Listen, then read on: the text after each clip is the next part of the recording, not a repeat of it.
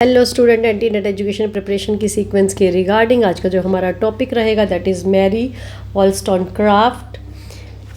ये feminist philosopher हैं जो कि जानी जाती हैं मेनली वुमेन्स अधिकारों की एडवोकेसी के रिगार्डिंग।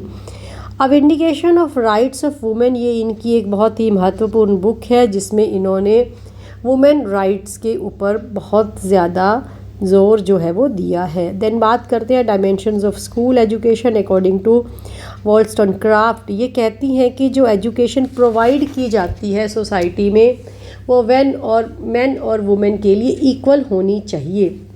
नेक्स्ट डे बात करती हैं रीज़न और critical thinking in school education की। कहते हैं कि जो भी आप एजुकेशन प्रोवाइड करते हैं, भले छोटे से छोटा टॉपिक भी क्यों नहीं हो, आप ये ज़रूर बताएं बच्चों को कि ये किस रीज़न के साथ आपको पढ़ाई जा रही है, और बच्चों के पास भी एक पर्टिकुलर रीज़न होना चाहिए कि हम ये एजुकेशन क्यों ले रहे हैं। इसके अलावा ये बात करती हैं कि जो भी एजुकेशन जो भी ज्ञान आप बच्चों को देना चाहते हैं, जो आपके आइडियाज़ हैं, उन आइडियाज़ को बच्चों को प्रोवाइड करने से पहले आप उनके आइडियाज़ भी सुने कि वो इस पर्टिकुलर टॉपिक के बारे में पहले से कितना जानते हैं, तभी उनके अंदर क्रिटिकल थिंकिंग डेवलप होंगी। तो ये लेक्चर मेथड से पहले कहती है कि डिस्कशन मेथड का जो यूज़ है वो किया जाए।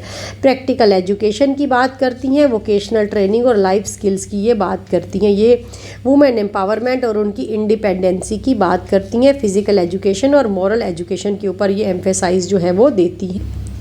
ये कहती हैं कि एजुकेशन ऐसी होनी चाहिए जिसमें कि वुमेन को भी एडवांसमेंट मिले और आदमियों के साथ वो कंधे के साथ कंधा मिला करके आगे बढ़ सके, दोनों ही आपस में बैलेंस करके चल सके। ये इक्वल एजुकेशन की बात करती हैं, को एजुकेशन की बात करती हैं, फ्रीडम की बात करती हैं, इक्वल राइट्स के बारे में इन्होंने बात करी है। ये कहती हैं कि वुमेन को सोसाइटी में अपलिफ्टिंग के पूरे मौके जो है वो देने चाहिए, एक्टिविटी बेस्ड एजुकेशन होनी चाहिए और सेम सब्जेक्ट्स होने चाहिए मेन और वुमेन के लिए, और ये ट्रेडिशनल एजुकेशन सिस्टम के खिलाफ हैं। देन टीचिंग एंड मेथोडोलॉजी की बात करें तो ये कहती हैं कि सोशल कम्युनिकेशन बच्चों को ज़रूर सिखानी चाहिए, क्योंकि विदाउट कम्युनिकेशन, अगर आप उन्हें अच्छे कम्युनिकेशन करना नहीं सिखाएंगे तो वो कभी भी प्रैक्टिकल लाइफ में कामयाब नहीं हो पाएंगे। उनके अंदर लीडरशिप की स्किल्स प्रोवाइड करनी चाहिए, उन्हें एक्सपीरियंस्ड बेस्ड मेथड प्रोवाइड करें, एक्सपीरियंस्ड बेस्ड मेथड्स जो है वो यूज़ करने चाहिए उनको एजुकेशन प्रोवाइड करने के लिए। ये कहते हैं कि टीचर के अंदर वैल्यूज़, कंडक्ट और गुडनेस की क्वालिटीज़ होनी चाहिए। Women activist teaching method use करें और मॉरल पर्सनैलिटी को डेवलपमेंट ज़रूर करें। ये मॉरल फ़िलोसफी की बात करती हैं। ये कहती हैं कि रीज़न और फीलिंग्स आपस में जुड़े हुए होते हैं। देखो, कोई भी बच्चा क्लास में पढ़ने आया है तो उसके पास भी रीज़न होना चाहिए कि मैं इस सब्जेक्ट को क्यों पढ़ रहा हूँ, मुझे इस सब्जेक्ट में मास्टरी हासिल करनी है, या मुझे इस सब्जेक्ट के बारे में और नॉलेज लेनी है, मुझे इस सब्जेक्ट के बारे में और रिसर्च करनी है। तो यानी कि उस बच्चे के पास एक तो रीज़न है उस सब्जेक्ट का पढ़ने का, तो उसकी फीलिंग्स ऑटोमेटिक ही उस सब्जेक्ट के साथ जुड़ जाएंगी। अगर बच्चे की उस सब्जेक्ट के साथ कोई फीलिंग ही नहीं जुड़ी है कि भैया मुझे तो ऐसे ही, मेरे को ये पास होने के लिए ही मैं ये सब्जेक्ट को कर रहा हूँ, तो उसके पास कोई एक पर्टिकुलर रीज़न नहीं है। वो रट करके फॉर द टाइमिंग उस सब्जेक्ट को पास तो कर लेगा, लेकिन उस सब्जेक्ट की नॉलेज को वो ज़्यादा देर तक माइंड में रिटेन नहीं कर सकता है। तो इसीलिए कहते हैं कि जो रीज़न्स और फीलिंग है वो आपस में जुड़े हुए होते हैं। हम बच्चों को इन्फॉर्म नहीं करें कि हाँ ये ऐसे होगा, ये इसका मेथड है, ये इसका प्रिंसिपल है, ये इसके लॉज हैं।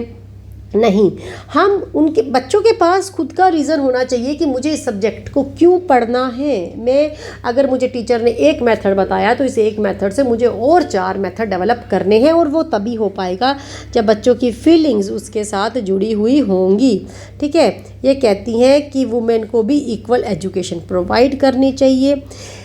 एक बहुत अच्छी बात करी है इन्होंने, ये कहती हैं कि no man chooses evil because it is evil, he just mistakes it for happiness the good he seeks. ये कहते हैं कि कोई भी आदमी जो है वो बुराई चुनता है इसलिए नहीं क्योंकि वो बुरा होता है, बल्कि वो थोड़ी देर की खुशी चाहता है, उसे वो बुरा काम करने में भी खुशी मिलती है इसीलिए वो उसको करता है। इसका मतलब उसे अच्छे और बुरे की पहचान नहीं है, वो तभी होगी जब हम उन्हें अच्छी एजुकेशन प्रोवाइड करेंगे। तो आइए था आज का हमारा एक छोटा सा लेकिन बहुत ही इम्पॉर्टेंट टॉपिक, जितने भी मेन पॉइंट्स इसके रिगार्डिंग हमारे पेपर के हिसाब से बन सकते थे वो मैंने सारे लिख दिए हैं। Thank you so much.